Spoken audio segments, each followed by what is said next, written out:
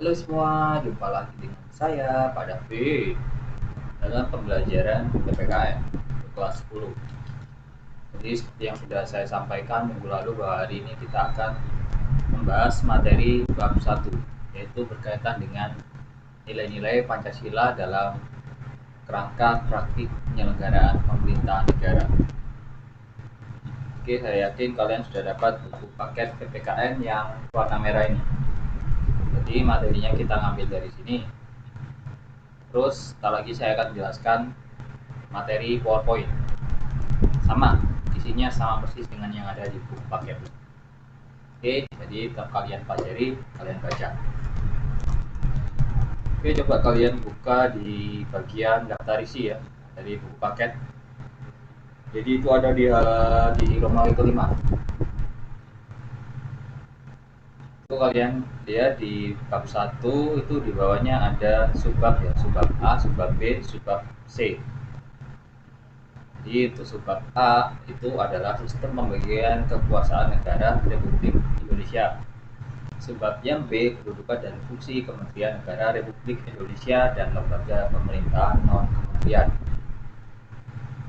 Terus subbab yang C, nilai-nilai Pancasila dalam penyelenggaraan pemerintahan. Jadi untuk pertemuan kita yang kedua ini kita hanya membahas subbab yang A, yaitu sistem pembagian kekuasaan negara Republik Indonesia. Oke, langsung aja kita mulai materinya. Siap.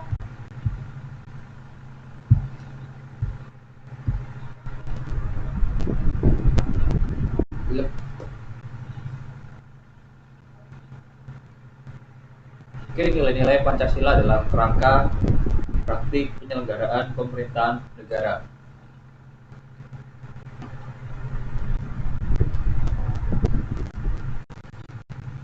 Oke, kompetensi dasar. Di sini ada yang namanya kompetensi inti ya. Di kompetensi inti atau KI itu ada 4. Yang pertama KI 1, yaitu kompetensi spiritual.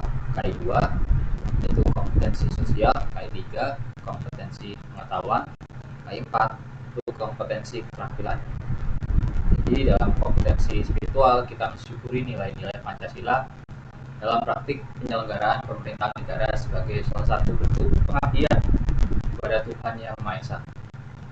Terus yang kedua, KI yang kedua itu kompetensi sosial, itu kita mengamalkan nilai-nilai Pancasila dalam rangka praktik penyelenggaraan pemerintahan negara.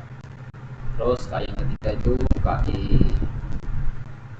pengetahuan, itu kita menganalisis nilai-nilai Pancasila dalam kerangka praktik penyelenggaraan pemerintahan negara. Dan yang terakhir itu adalah KI 4, yaitu KI keterampilan. Jadi kita mewujudkan keputusan bersama sesuai nilai-nilai Pancasila dalam kerangka praktik penyelenggaraan pemerintahan negara. Oke, lanjut.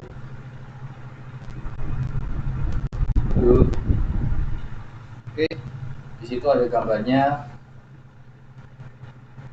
Presiden Republik Indonesia Bapak Joko Widodo, dan di sebelahnya itu mantan Wakil Presiden Republik Indonesia, yaitu Bapak Yusuf Kala. Jadi untuk sekarang yang menjabat sebagai Wakil Presiden adalah Bapak Kiai Haji Ma'ruf Amin. Oke. Lanjut kita ke pengertian sistem pemerintahan. Jadi sistem pemerintahan adalah cara pemerintah dalam mengatur semua yang berkaitan dengan pemerintahan. Sistem ini berfungsi untuk menjaga kestabilan pemerintahan, politik, pertahanan, ekonomi, dan lain-lain. Jadi presiden, wakil presiden, beserta para menteri-menteri itu selaku pemerintah itu mempunyai wewenang untuk mengatur segala hal yang berkaitan dengan kehidupan bermasyarakat, berbangsa, dan bernegara. Jadi mereka itu mempunyai undang-undang atau peraturan, yaitu yang berkaitan dengan bidang politik, ekonomi, sosial, budaya, pertahanan, keamanan, pokoknya yang berkaitan dengan IPOLEK, SOS, HANKAM ya. I. Ideologi, politik, sosial, budaya, pertahanan, keamanan. Oke, itu pengertian dari sistem pemerintah. Oke, saya lanjutkan. Lanjut ke pengertian kekuasaan. Jadi, kekuasaan adalah kemampuan seseorang untuk mempengaruhi orang lain agar melakukan tindakan-tindakan yang diperintahkannya.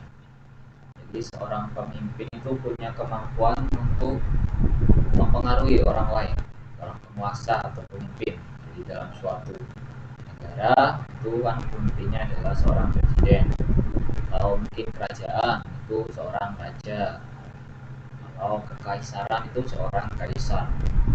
Jadi orang-orang tersebut itu harus mempunyai jiwa jiwa seorang pemimpin yang karismatik dan berwibawa, yang bisa menarik perhatian atau menarik orang lain untuk mengikuti mereka. Jadi mereka itu mempunyai kemampuan itu, jadi mempengaruhi orang lain. Oke, lanjut ke pengertian kekuasaan negara. Jadi kekuasaan negara itu adalah kewenangan negara untuk mengatur seluruh rakyatnya untuk mencapai keadilan dan kemakmuran serta keteraturan. Jadi negara itu memiliki pemerintahan, dan negara juga mempunyai undang-undang atau peraturan yang sifatnya mengikat. Jadi suatu negara memiliki undang-undang itu supaya masyarakatnya itu patuh dan taat terhadap segala kebijakan yang sudah ditetapkan oleh pemerintah. Kalau tidak ada hukum atau peraturan atau undang-undang yang mengatur, itu masyarakat akan saya dewe ugal-ugalan, terus mereka akan melakukan tindakan-tindakan yang anarkis kayak gitu, hingga terjadi kerusuhan. Jadi itu menciptakan ketidakstabilan dalam suatu negara. Jadi maka dari itu pemerintah membuat undang-undang atau peraturan yang sifatnya mengikat. Jadi barang siapa melanggar peraturan atau undang-undang yang ditetapkan oleh pemerintah, jadi yang bersangkutan itu akan mendapatkan sanksi atau hukuman. Jadi seperti itu. Oke, saya lanjutkan. Ini ada gambarnya seorang filsuf. Ada gambar seorang filsuf yang bernama John Locke. Jadi John Locke ini mempunyai teori pembagian kekuasaan. Jadi dia membagi kekuasaan menjadi 3 macam. Yaitu yang pertama kekuasaan legislatif, yaitu kekuasaan untuk membuat atau membentuk undang-undang. Dan yang kedua adalah kekuasaan eksekutif, yaitu kekuasaan untuk melaksanakan undang-undang, termasuk kekuasaan untuk mengadili setiap pelanggaran terhadap undang-undang. Yang ketiga adalah kekuasaan federatif, yaitu kekuasaan untuk melaksanakan hubungan luar negeri. Jadi untuk lebih lengkapnya kalian bisa baca sendiri di buku paket halaman 3 dan halaman 4. Oke, saya lanjutkan. Ini ada filsuf lagi yang mengemukakan teori pembagian kekuasaan. Jadi bernama Montesquieu. Jadi Montesquieu ini membagi kekuasaan menjadi 3 macam. Yang pertama kekuasaan legislatif, yaitu kekuasaan untuk membuat atau membentuk undang-undang. Yang kedua kekuasaan eksekutif, yaitu kekuasaan untuk melaksanakan undang-undang. Yang ketiga kekuasaan yudikatif, yaitu kekuasaan untuk mempertahankan undang-undang, termasuk kekuasaan untuk mengadili setiap pelanggaran terhadap undang-undang. Oke, jika kalian cermati ada sedikit perbedaan dari teori pembagian kekuasaan yang yang dikemukakan oleh John Locke dengan teori pembagian kekuasaan yang dikemukakan oleh Montesquieu. Letak perbedaannya ada di bagian yang kekuasaan eksekutif. Oke, saya perlihatkan slide sebelumnya itu ya. Jadi kalau menurut John Locke, kekuasaan eksekutif itu kekuasaan untuk melaksanakan undang-undang, termasuk kekuasaan untuk mengadili setiap pelanggaran terhadap undang-undang. Sedangkan teori untuk kekuasaan eksekutifnya Montesquieu, jadi tugasnya kekuasaan eksekutif itu hanya melaksanakan undang-undang.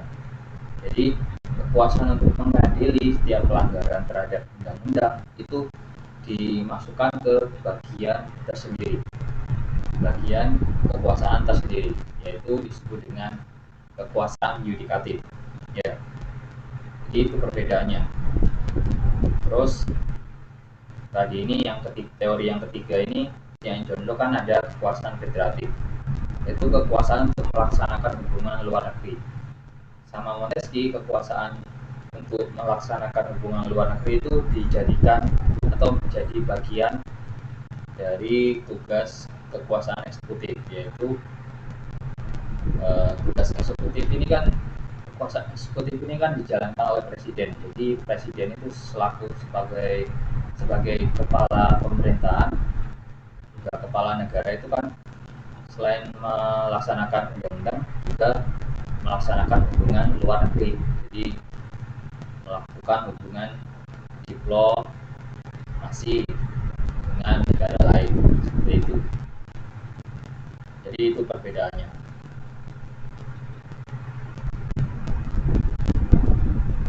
Oke, lanjut. Oke, skip aja, nggak terlalu penting. Yang ini pembagian kekuasaan. Jadi kita mulai teori tentang pembagian kekuasaan. Jadi kekuasaan negara itu dibagi dalam beberapa bagian, yaitu legislatif, eksekutif, dan yudikatif, tetapi tidak dipisahkan. Jadi kekuasaan negara itu ada tiga, yaitu legislatif. Legislatif itu dijalankan oleh Dewan Perwakilan Rakyat. Eksekutif dijalankan oleh Presiden, dan yudikatif itu dijalankan oleh Mahkamah Agung dan Mahkamah Konstitusi. Jadi itu, meskipun mereka dibagi tapi mereka tidak dipisahkan. Oke, hal ini membawa konsekuensi bahwa di antara bagian-bagian itu dimungkinkan adanya koordinasi atau kerjasama. Jadi antara lembaga tinggi negara yang satu dengan lembaga tinggi negara yang lain, atau kekuasaan negara yang satu dengan kekuasaan negara yang lain itu saling berkoordinasi antara presiden, DPR, maupun Mahkamah Konstitusi dan Mahkamah Agung. Jadi mereka itu saling kerjasama, jadi nggak berjalan sendiri-sendiri, tapi jika ada suatu, misal ada satu lembaga tinggi negara atau kekuasaan negara yang melakukan penyelewengan dalam menjalankan tugasnya, itu kekuasaan yang lain atau lembaga tinggi negara yang lain itu berhak mengkritik atau memberi saran atau masukan, kayak gitu. Mekanisme pembagian ini banyak sekali digunakan oleh banyak negara di dunia, termasuk Indonesia. Jadi negara kita itu menganut sistem pembagian kekuasaan. Oke, saya lanjutkan. Pemisahan kekuasaan. Jadi kekuasaan negara itu terpisah-pisah dalam beberapa bagian, baik mengenai organ maupun fungsinya. Setiap lembaga menjalankan fungsinya masing-masing. Contoh negara yang menganut mekanisme pemisahan kekuasaan adalah Amerika Serikat. Jadi kalau sistem pemisahan kekuasaan itu, setiap kekuasaan negara itu, masing-masing kekuasaan negara itu menjalankan perannya sendiri-sendiri.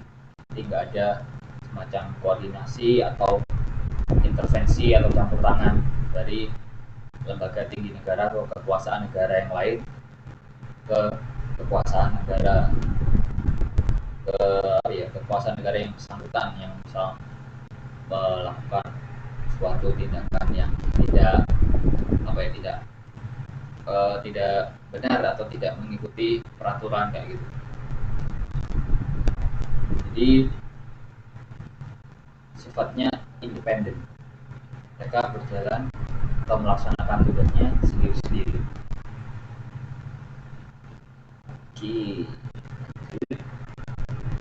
Konsep pembagian kekuasaan yang dianut Indonesia. Jadi mekanisme pembagian kekuasaan di Indonesia diatur sebelumnya di dalam Undang-Undang Dasar Negara Republik Indonesia tahun 1945. Penerapan pembagian kekuasaan di Indonesia terdiri atas dua bagian, yaitu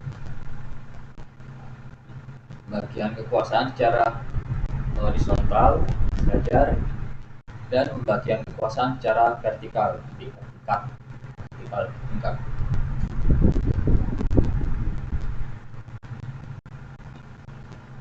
Pembagian kekuasaan secara horizontal. Jadi ini merupakan pembagian kekuasaan menurut fungsi lembaga-lembaga tertentu, legislatif, eksekutif, dan yudikatif. Berdasarkan Undang-Undang Dasar Negara Republik Indonesia tahun 1945, secara horizontal pembagian kekuasaan negara dilakukan pada tingkatan pemerintah pusat dan pemerintahan daerah. Pemerintah pusat, jadi berlangsung antara lembaga-lembaga negara yang sederajat. Jadi untuk pembagian kekuasaan secara horizontal ini, kalau dalam pemerintah pusat itu berlangsung antara lembaga-lembaga negara yang sederajat, yaitu kekuasaan konstitutif, legislatif, eksekutif, yudikatif, eksaminatif, dan moneter. Dalam pemerintahan daerah, pembagian kekuasaannya itu berlangsung antara lembaga-lembaga daerah yang sederajat, yaitu antara pemerintah daerah, dalam kurung itu kepala daerah atau wakil kepala daerah, dan Dewan Perwakilan Rakyat Daerah atau DPRD.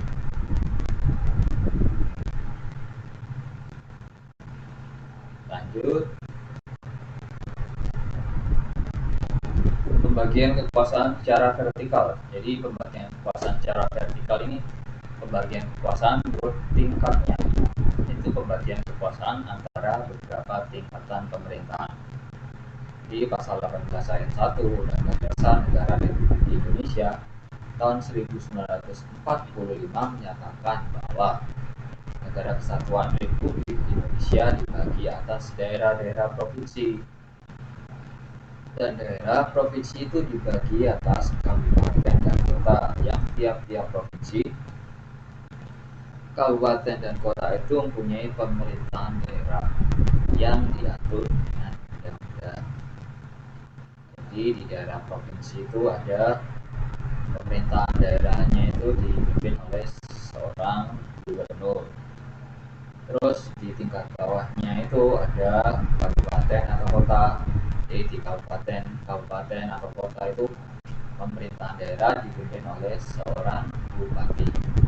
Terus di bawahnya kabupaten itu kan ada kecamatan gitu. Jadi ada kepala desa, terus kelurahan kayak itu, Pak Lurah itu, Pak Camat itu tingkatan pemerintahan daerah di lingkup yang paling kecil. Jadi di bawahnya kabupaten. Jadi bupati, gubernur, bupati, terus kepala daerah, kepala desa itu saling koordinasi.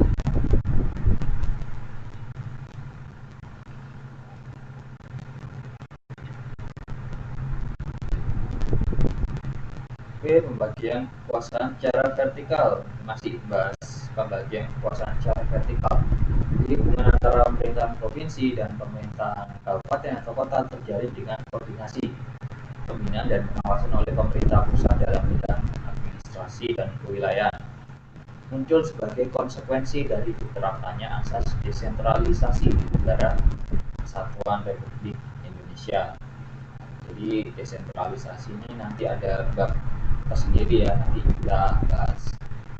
Dengan atas tersebut, pemerintah pusat menyerahkan wewenang pemerintahan kepada pemerintah daerah otonom, provinsi dan kabupaten atau kota untuk mengurus dan mengatur sendiri urusan pemerintahan di daerahnya, kecuali urusan pemerintahan yang menjadi kewenangan pemerintah pusat, yaitu kewenangan yang berkaitan dengan politik luar negeri, pertahanan, keamanan, justisi, agama, moneter, dan fiskal.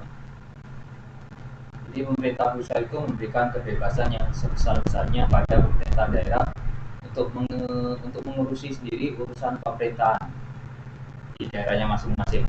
Jadi urusan pemerintahan, kecuali urusan yang berkaitan dengan politik luar negeri, pertahanan, keamanan, justisi, agama, moneter, dan fiskal.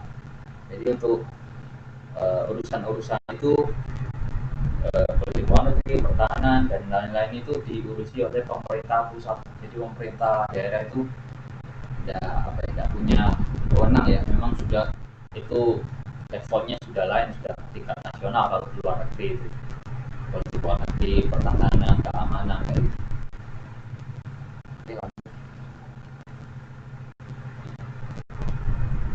Jadi ini pembagian kekuasaan dalam pemerintahan Indonesia. Jadi untuk pembagian kekuasaan secara horizontal, jadi ini ada beberapa jenis kekuasaan. Pertama, kekuasaan konstitutif dijalankan oleh MPR. Kekuasaan eksekutif dipegang oleh Presiden. Kekuasaan legislatif dipegang oleh DPR. Kekuasaan yudikatif dipegang oleh MA dan MK. Kekuasaan eksaminatif atau inspektif dijalankan oleh BPK. Untuk kekuasaan moneter dijalankan oleh Bank Indonesia. Terus untuk pembagian kekuasaan secara vertikal itu berlaku antara pemerintah pusat dan pemerintah daerah. Jadi pada pemerintahan daerah berlangsung pembagian kekuasaan secara vertikal yang ditentukan oleh pemerintah pusat, lahir sebagai konsekuensi diterapkannya asas desentralisasi, diatur dalam pasal 18 ayat 1 Undang-Undang Dasar Negara Republik Indonesia tahun 1945. Jadi otoda itu otonomi daerah, diatur dalam pasal 18 ayat 5 Undang-Undang Negara Republik Indonesia tahun 1945. Jadi untuk penjelasan mengenai pembagian kekuasaan secara horizontal seperti apa yang dimaksud dengan kekuasaan konstitutif, apa yang dimaksud dengan kekuasaan eksekutif, kekuasaan legislatif, dan lain sebagainya, itu bisa kalian baca di buku paket kalian di halaman 678 ya. Jadi untuk lebih detailnya kalian bisa baca sendiri di buku paket halaman 678.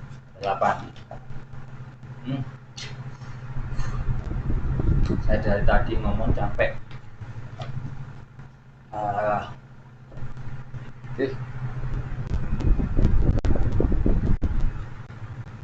Oke, saya rasa cukup sampai di sini untuk pertemuan kita yang kedua. Jadi untuk pertemuan minggu depan kita akan membahas materi subbab yang kedua, yaitu berkaitan dengan kedudukan dan fungsi Kementerian Negara Republik Indonesia.